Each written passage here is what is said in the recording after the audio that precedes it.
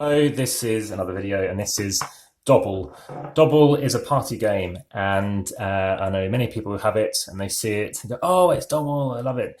This tin is the Asmodee print of it, who sort of now own the rights to it, and distributed by Estevium, who love to show off this game. So it comes in a tin.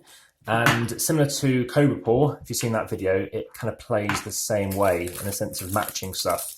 I've included in here a free demo version of it to show you that it's possible to play with fewer cards as well. And this comes with 55 cards. The premise, as you'll see in here, is based on a French game.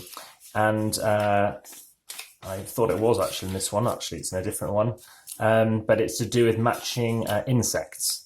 So what you're doing is you'll take a card and you're trying to basically match something between these two. So the demo I tend to sort of show is it's the stop sign, and then you say, what's the matching symbol here? Okay, well, it's the sunglasses.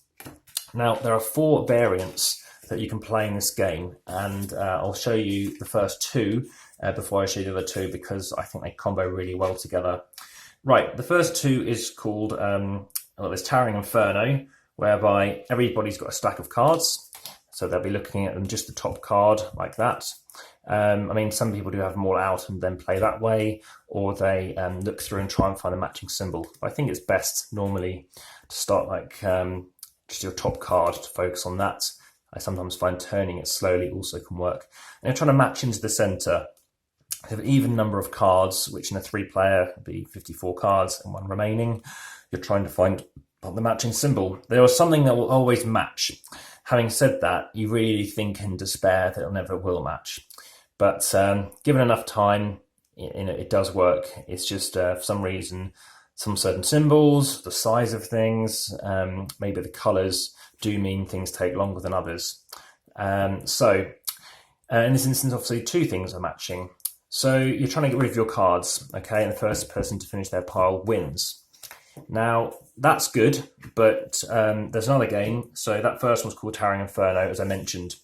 The well is where it basically starts here. And basically, you're trying to then gain them. You're trying to hand them in. That was the well. Towering Inferno is when you're trying to gain them. The reason why I like playing them in that order is if you're gaining them all first, they've done really well. Fair enough, yes, they've won those points. But they have to be just as well, even better, to be honest, because they've got, say, 20 cards, someone's got 15. They've got to get rid of cards even faster. And sometimes it happens, but it's good to play those 2 as a combination. You've also got Hot Potato, which is another of the variant, another one of these mini games, as they call it. That's basically whereby one person's got a card each, and they're looking at him, and he's trying to say, look, I have got, and they're trying to see, obviously, between the cards in play, so it could be 4 players, what's common.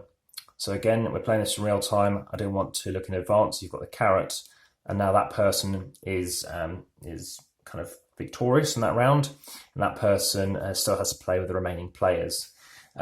So you play that until you see how many cards you've basically got. And they recommend doing a minimum of 5 rounds. So the final one is another mini game, of course, or mini games as they define them as. And what you're doing there is similar to that last one. Everybody's got a card each, and then actually what you're doing is you're trying to say, you've got that. So you're trying to lower the piles down, and you're taking one of these piles and sticking it wherever you wish, as an example. So I still find the first 2 the best. I just find it's a bit more cleaner, and no one's really trying to miss the one specific opponent. So that is Dobble. It's obviously very portable. You can get it in size of jacket pockets quite easily. And the cards, I've played this game about 190 times with these cards, and they've yet to have an issue with them, to be honest. And you get to lose a card as well. So that is Dobble. There is a bit of weight going onto it, but it's easy to play.